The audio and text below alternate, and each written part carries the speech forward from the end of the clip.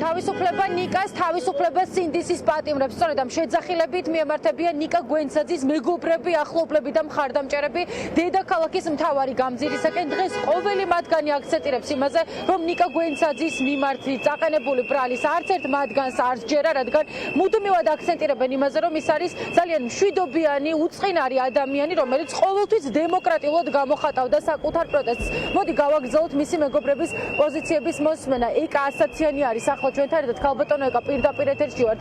დღეს მთავარი კითხვა არის ნიკა გვენცაძის პიროვნებასთან დაკავშირებით. მას საზოგადოების გარკვეული ნაწილი იცნობს, თუმცა იმ ადამიანებისადმი მინდა გაგზავნოთ სიგნალი, რომლებმაც არ იციან მასთან დაკავშირებით.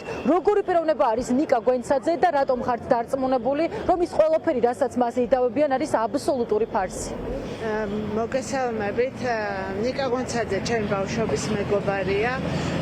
ის არის ერთ-ერთი გამორჩეული, კეთილშობილი, უწესიერესი, შრომის მოყვარე და თავის საქმის პროფესიონალი, რომლისთვისაც ძალადობა არის რაღაც წარმოუდგენლად მიუღებელი და გუშინ იყო მისი სასამართლო და მინდა ის თქვა, რომ ნიკასთან ერთად გუშინ იყო კიდე 6 პირის სასამართლო და ამ ადამიანებს ეტყობოდათ, რომ გაოგნებულები არიან იმის გამო, რომ რა დააშავეს არ იციან. უბრალოდ იყვნენ მიტინგზე, თქვა შეიძლება ვიღაცამ ღობეს ხელი მოკიდა და როდის მერე არის ეს სისხლის სამართლის დანაშაული და მეგობრებო, ჩვენ თუ ევროპული და განვითარებული საზოგადოების და სამყაროს წევრი გვინდა ვიყოთ, ესე არ შეიძლება ქვეყანას აზრე მეტი პოლიტიკური პატიმარი ყავდეს და ადამიანებს ამაზე რეაქცია არ ქონდეს. ეს რუსეთია და მე მინდა რომ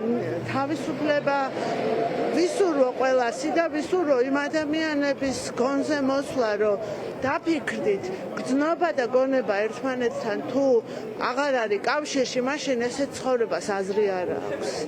კი ბატონო, ძალიან დიდი მადლობა. ეს იყო ნიკა გვენცაძის ეკა ასათიანის ემოციური მიმართვა. ჩვენ ახლა ვართ მელიქიშვილის გამზირზე, ზუსტად ამ მომენტში გამოვცდით კახა კალაძის საარჩევნო შტაბს.